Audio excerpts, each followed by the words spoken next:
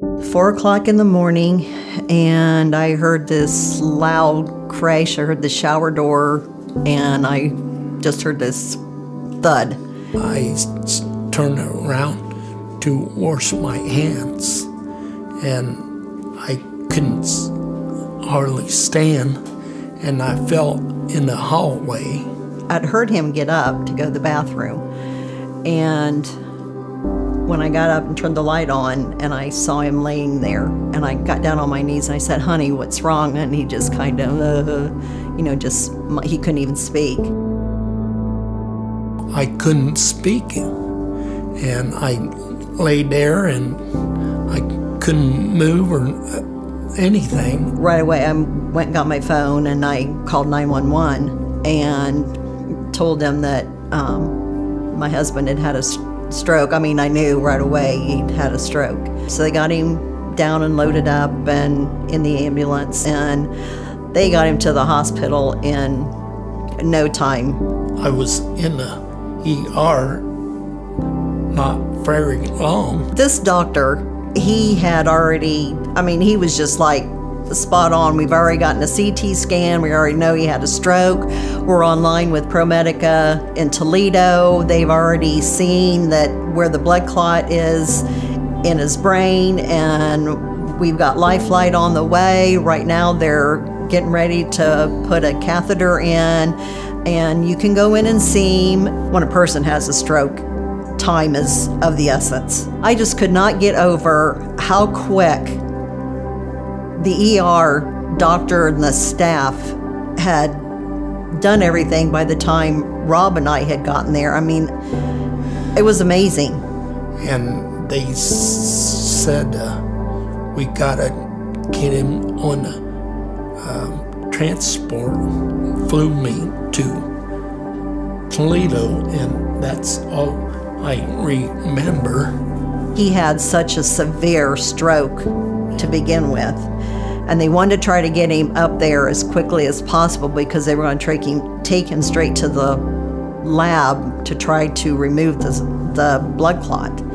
Between, the ER doctor and doing their part as quick as they did and getting him to where he needed to be so quickly, and is what saved him. And God, lots of prayers.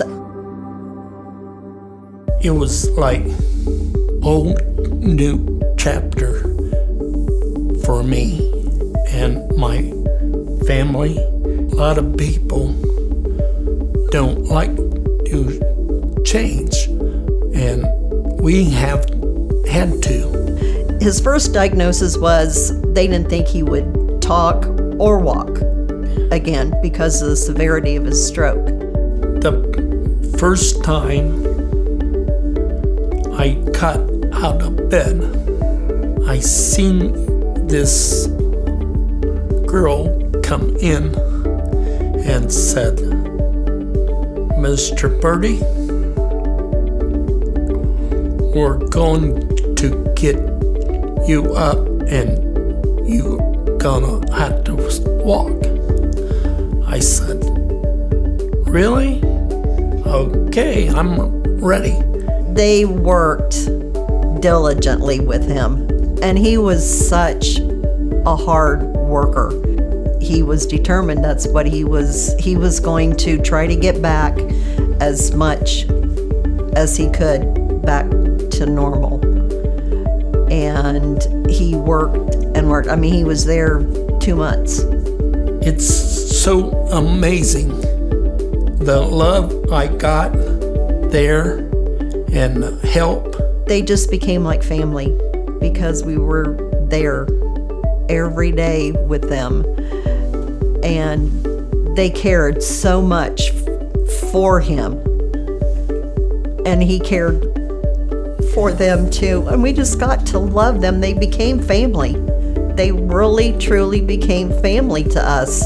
My family is not just here, it's up there, because my family got me to where I'm at now. when he took his first steps. We cried. We just stood there and cried because we weren't sure if he was going to actually be able to walk on his own again. And to actually see him taking those steps and towards a goal of getting back to where he could walk on his own was the most wonderful thing to see. Yeah. And here he is now. You don't know what you have till you lose it.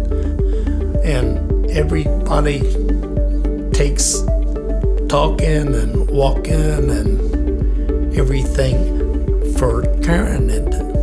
I just want to thank the people at Lima Memorial who helped me. To help patients like Thom, join us in transforming inpatient rehabilitation in our community.